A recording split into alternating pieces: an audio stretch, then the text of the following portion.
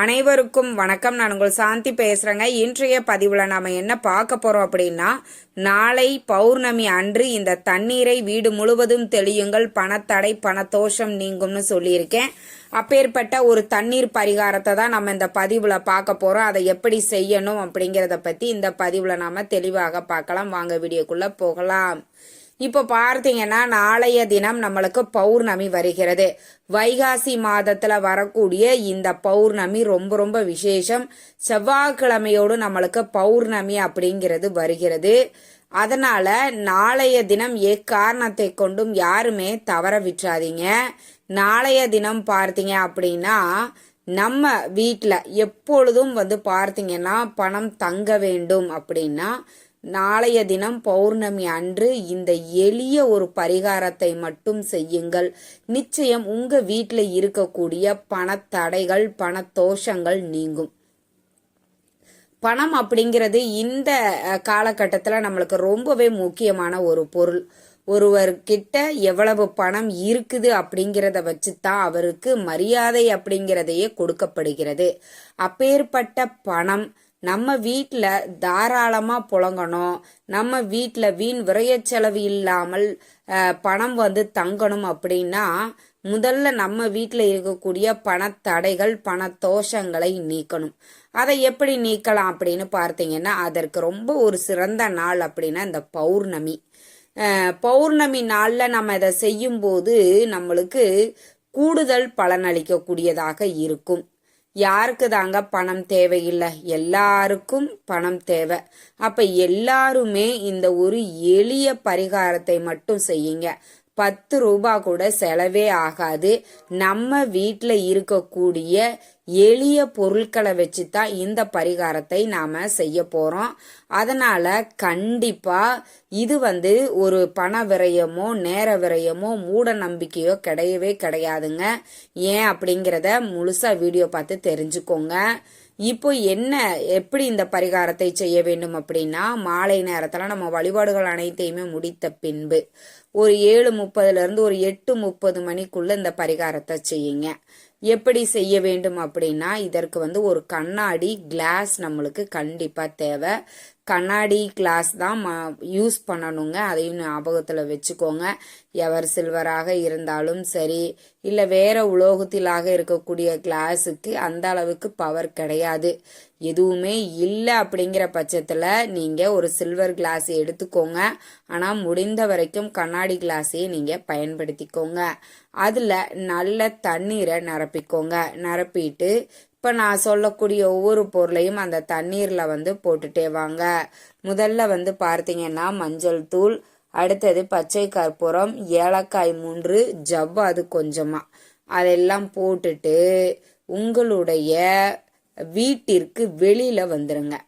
நிலாவினுடைய வெளிச்சம் எங்க நல்லா தெரியுதோ, அது மொட்டை மாடியா இருக்கலாம், முன்வாசல் பின்வாசல் எங்க வேணாலும் இருக்கலாம். அந்த நிலாவினுடைய வெளிச்சம் அந்த தண்ணீர்ல படணும். அந்த மாதிரியான ஒரு இடத்தை நீங்க தேர்வு செஞ்சுக்கோங்க. அப்படி வந்த பிறகு அப்படியே நீங்க வெளியில அந்த நிலா வெளிச்சத்துல அந்த நிலாவுக்கிட்டே காட்டிட்டு அந்த நிலாவை பார்த்து உங்களுக்கு அந்த தண்ணீர் வச்சிருக்கீங்க இல்லைங்களா, பச்சை கற்பூரம், ஏலக்காய், ஜவ்வாது, மஞ்சள் தூள் எல்லாம் போட்டு வச்சிருக்கிற அந்த தண்ணீரை உங்க வலது கையில வச்சுக்கோங்க. உங்ககிட்ட இருக்கக்கூடிய பணத்தடைகள் பணத்தோஷங்கள் அனைத்தும் நிவர்த்தியாகி பணப்புழக்கம் அதிகரிக்கணும் அப்படின்னு மனதார சிவபெருமானையும் அம்பாளையும் முருகப்பெருமானையும் பிரார்த்தனை பண்ணிக்கோங்க. ஏன் அப்படின்னா, முதல்ல பௌர்ணமி அப்படின்னாலே சிவபெருமானை வழிபாடு செய்யலாம். அடுத்தது அம்பாளை பௌர்ணமி அன்று வழிபாடு செய்வது சிறப்பான பலனை கொடுக்கும். இந்த பௌர்ணமியில நம்மளுக்கு செவ்வாய்க்கிழமையோடு வருகிறது. முருகப்பெருமானை வழிபாடு செய்ய உகந்த நாள்ல வர்றதுனால சிவனையும் அம்பாளையும் முருகப்பெருமானையும் மனதார பிரார்த்தனை பண்ணிட்டு, எங்க வீட்டுல இருக்கக்கூடிய பணத்தடை பணத்தோஷங்கள் அனைத்தும் நிவர்த்தியாகி வீட்டுல செல்வம் பெருக வேண்டும், பணப்புழக்கம் அதிகரிக்க வேண்டும் அப்படின்னு மனதார பிரார்த்தனை பண்ணிட்டு அந்த தண்ணீரை அந்த நிலா வெளிச்சத்துல அப்படியே ஓப்பன் பிளேஸ்லயே வச்சுட்டு வந்துருங்க. இதை க்ளோஸ் பண்ணக்கூடாது. நிறைய பேர் என்ன பண்றாங்க, அதை க்ளோஸ் பண்ணி வச்சிடுறீங்க. பட் ஆனா அதை க்ளோஸ் பண்ணவே கூடாது. ஏன்னா அப்பதான் அந்த நிலாவினுடைய வெளிச்சம் அந்த பிரபஞ்சத்துக்கிட்ட இருக்கக்கூடிய சக்திகளை இந்த தண்ணீர் வந்து ஈர்த்து கொள்ளும். எப்பவுமே பாருங்களேன், தண்ணீருக்கு நல்ல சக்திகளை அப்சர்வ் பண்ணக்கூடிய ஒரு பவர் இந்த தண்ணீருக்கு இருக்குது. அப்பேற்பட்ட அந்த தண்ணீரை நிலாவினுடைய வெளிச்சத்துல வைக்கும் பொழுது அங்கிருக்கக்கூடிய நல்ல சக்திகளை அது ஈர்த்து கொள்ளும். அதுக்கப்புறம் மறுநாள் காலையில நம்மளுக்கு மதியம் வரைக்குமே பௌர்ணமி இருக்குது. நாளைக்கு மதியானம் 12:56 மேலதான் நம்மளுக்கு இந்த பௌர்ணமி திதியே ஆரம்பிக்குது. அப்போ நம்மளுக்கு மறுநாள் புதன்கிழமை காலையில அந்த தண்ணிய எடுத்து வீடு முழுவதும் உள்ள வெளிய பாத்ரூமு, பெட்ரூமு, கிச்சன் எல்லா இடங்கள்லையும் தெளிச்சு விட்டுருங்க. முன்வாசல், பின்வாசல், வீட்டை சுத்தி அப்படின்னு எல்லா இடத்துலையுமே அந்த தண்ணீரை வீடு முழுவதும் தெளிச்சு விட்டுடுங்க. மீதி இருந்தது அப்படின்னா துளசி செடி இல்லைன்னா மருதாணி செடிகள்ல ஊத்திடுங்க.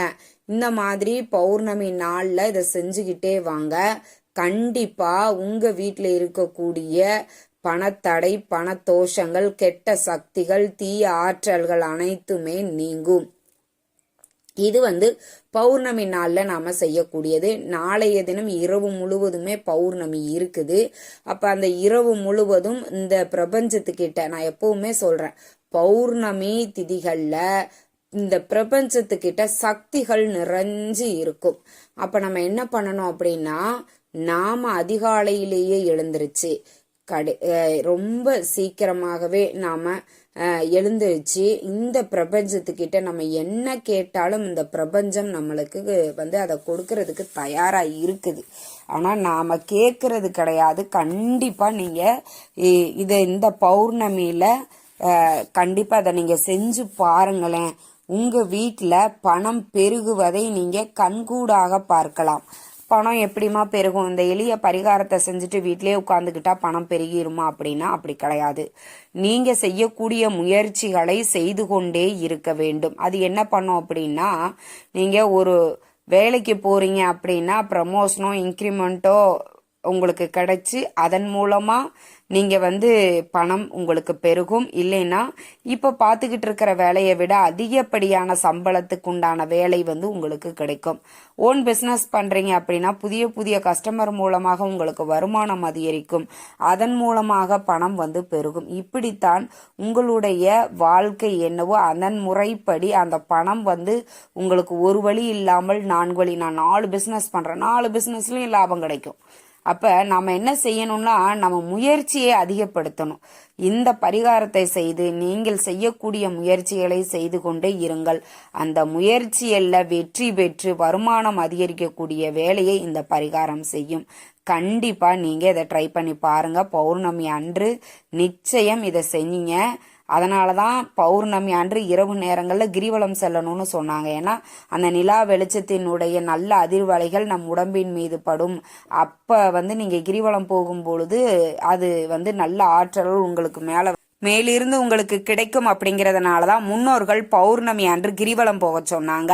எல்லாமே ஒரு காரணத்துக்காகத்தாங்க. இந்த தகவல் உங்களுக்கு ரொம்பவுமே பயனுள்ளதாக இருந்திருக்கும்னு நினைக்கிறேன். வீடியோ பிடிச்சிருந்தா லைக் பண்ணுங்க, ஷேர் பண்ணுங்க, கமெண்ட் பண்ணுங்க. நன்றி, வணக்கம்.